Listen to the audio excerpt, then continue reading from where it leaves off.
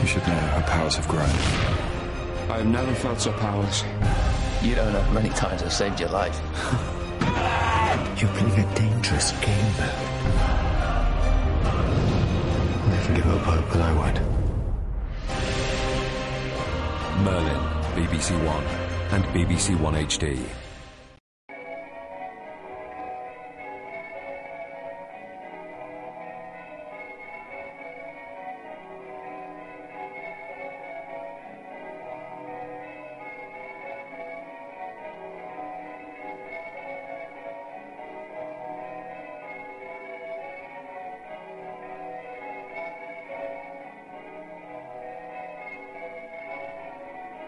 News, Washington.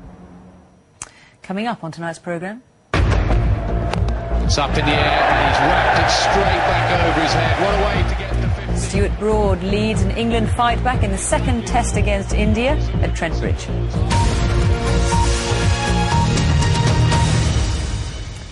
The crisis in Somalia is becoming increasingly desperate, with the famine threatening thousands of lives and the United Nations warning the worst is yet to come. The UK's Disasters Emergency Committee says it's raised £37 million so far, but the UN says it needs £850 million. Many of the people affected by the famine are crossing the border from Somalia to the Dadaab refugee camp in Kenya. From there, our correspondent Andrew Harding reports. And still they come. Somalia's weary exodus. 1,500 a day, every day, arriving at this refugee camp in Kenya. Their only luggage, empty water containers. Fever, can I? Yeah, he's hot. 2-year-old Mohammed has diarrhea and a fever. His mother tells me she's been walking with him for 3 weeks. As the drought bites into Somalia, the condition of those escaping is getting much worse. That is putting extra pressure on the aid operation here at the border. The number of children on the danger list at this hospital has doubled in the past fortnight. Aidan is 3. His mother died on the way here. Yeah, things are getting worse. Do you have enough to cope with it here? Right now we are struggling in terms of the human resource and supplies because the numbers are increasing quite quickly. And what we are trying to do is try and mobilize resources so we can bring in more doctors, more nurses, and buy a bit more of the medical commodities that we need. And where to house everyone? The camps are bursting. Kenya doesn't want refugees to move into this permanent settlement in case they stay for good. The solution, at least for now, comes in the form of these tents. Thousands of them have just been put up by the United Nations. There's one for each family here, and they're filling up fast. Showing me round today is a young Somali who fled here when war first came to his country. He's lived in this camp for 20 years. Will he ever go home? I am very optimistic that in the near future, everything will be back to normal, and that we will be like citizens in our own country, inshallah. But while one man dreams, another Somali family arrives to set up camp in the wilderness. Here, the outside world can treat the symptoms of famine and conflict, but it can't fix Somalia. Andrew Harding, BBC News, at the Dadaab refugee camp. 2 people have survived after their light aircraft crashed onto homes in Salford. The men, aged 59 and 21, were badly burned in the wreckage. A man sitting inside one of the houses at the moment of impact escaped injury. He recovered from the shock to help police douse the blazing plane. There are claims tonight that Libya's rebel military commander, General Yunus, who was killed last night, was murdered by fighters from his own side. Yunus had defected from Colonel Gaddafi's inner circle back in February. The claim by the rebels' oil minister adds to concerns about their ability to end the conflict and to form a cohesive government. Ian Pannell reports from the city of Misrata. It was the highest profile defection to the Libyan rebellion. A man who'd helped Colonel Gaddafi seize power more than 40 years ago now switching sides. He gave credibility to the fighters of the East, and his experience made him the ideal man to lead the rebel armed forces. He could speak as an equal to the Libyan leader, something he did in a BBC interview just days into this conflict.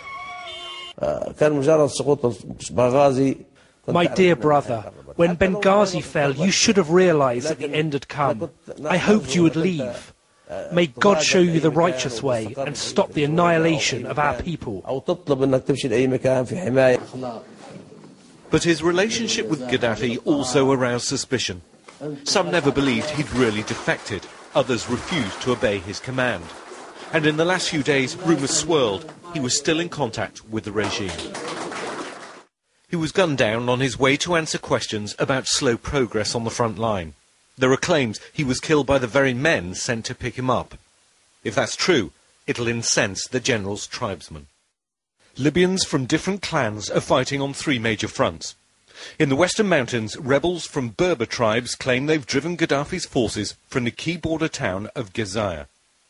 In Misrata, fighters are planning an assault on the town of Zlitan, just 100 miles from Tripoli. And further east, a number of powerful tribes have joined together and are fighting around Brega. Whoever's responsible for the murder of General Yunus, what matters now is the impact it has on their struggle against Colonel Gaddafi. It feeds into those tribal divisions that have always existed in the opposition movement, and members of the general's own Obeidi clan are already armed and angry about what's taken place. But perhaps more importantly, it has a severe impact on the military struggle against Colonel Gaddafi's forces, here in Misrata and elsewhere in the country, at a crucial juncture when they need unity and momentum. It leaves them without a leader. But in many ways, other commanders are already leading the fight on the ground. In a conflict that's often seemed a series of local battles as much as a national one. This Lieutenant Colonel is another defector. He says the general's death will make them even more determined to push on to Tripoli. In a week that Britain gave its full backing to the rebel government, the West must hope he's right. Ian Pannell, BBC News, Misrata. Formula One fans will no longer be able to watch all of the races live on the BBC from next year. The corporation will share the broadcasting rights with Sky Sports. It's the first time that viewers in the UK will have to pay if they want to watch all of the races as they happen. Here's our sports correspondent, Dan Rowan. Lewis Hamilton wins the German Grand Prix at Nürburgring. It's moments like this that have helped to make Formula One a ratings hit for the BBC. But now, despite ever-growing audiences, the corporation will share the action. Today, the teams have been practising ahead of this weekend's Hungarian Grand Prix, but all the talk was of Sky claiming pole for the sport's coveted TV rights. We don't want to lose the beat.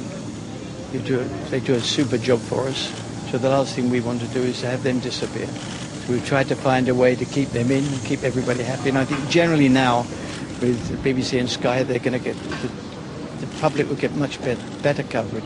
Couldn't ask for better coverage than the BBC give, but we have the same with Sky, but a lot more coverage. The BBC will still show certain key races live. The British Grand Prix here at Silverstone, the prestigious Monaco Grand Prix, and the concluding race of each season. But it does mean that now, for the first time, viewers won't be able to watch every Grand Prix live on free-to-air television. And here at the home of British motorsport, the overwhelming reaction of the fans was negative. People are going to obviously get a little bit annoyed probably and maybe go off it a little bit. It's not going to help the sport, and they're obviously going to lose fans and maybe money as well. I think it's the same as Wimbledon, you know, you could see that going to Sky and everything as well. I think there's so much that England have got that is already taken away from them with Sky, as in football and everything else.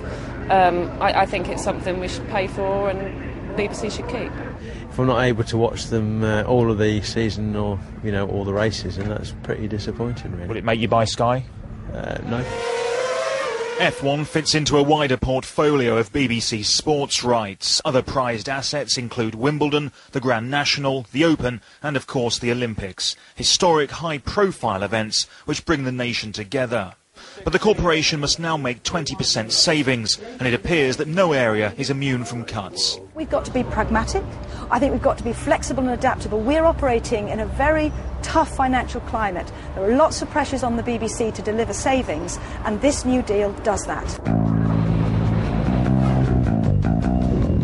Before today's news, there'd been speculation that the BBC may be forced to drop its F1 coverage altogether. Now this joint deal has been struck, it'll be for the sports fans to give their verdict in the years ahead. Dan Rowan, BBC News, Silverstone. After a convincing win at Lord's last week, England's cricketers struggled on the first day of the second test against India at Trent Bridge. In front of a full house, the home side suffered an early collapse, only reaching 221 all out, thanks to a spirited fight-back led by Stuart Broad. India were 24 for 1 in reply. Patrick Geary watched the action. The usual sideshows of Test cricket hardly seem necessary. The main event was enough. England began the day 1-up on the best side in the world and seemingly on the march. But, having lost the toss, they were soon in retreat. Alistair Cook given LBW. The decision reviews that England want introduced would have saved him. If that was controversial, Jonathan Trott's dismissal was clear-cut. Sreesanth striking in his first over. The Indian attack were just warming up. Sreesanth took the key wicket of Kevin Peterson, and England's resistance went with him. Praveen Kumar got in on the act, tempting Andrew Strauss, and then trapping Owen Morgan leg before. The rest of the middle order gave way. When Ian Bell lost his concentration, the hosts were teetering on 124 for 8. But having seen his colleagues humbled by India all day, Stuart Broad finally wrested some initiative. England's number 9 scored a vital 50, taking his side to 221 all out. The momentum carried over the innings break. Jimmy Anderson's first ball was telling. And although this was a long way from the glory of Lord's, eventually they reproduced some of the spirit. Patrick Geary, BBC News. That's it from us. There's more over on the BBC News channel. But now we can join our news teams where you are. Bye-bye. Within 6 months of leaving school, I tried to commit suicide. We investigated Derek Slade nearly 30 years ago. So how did he dupe a UK charity and set up a school in India? How many of you were beaten? I'm Roger Cook, and I'm here to uncover the truth about Derek Slade and how he betrayed those who trusted him. An abuse of trust, an inside-out special investigation, Tuesday at 10:35 on BBC One.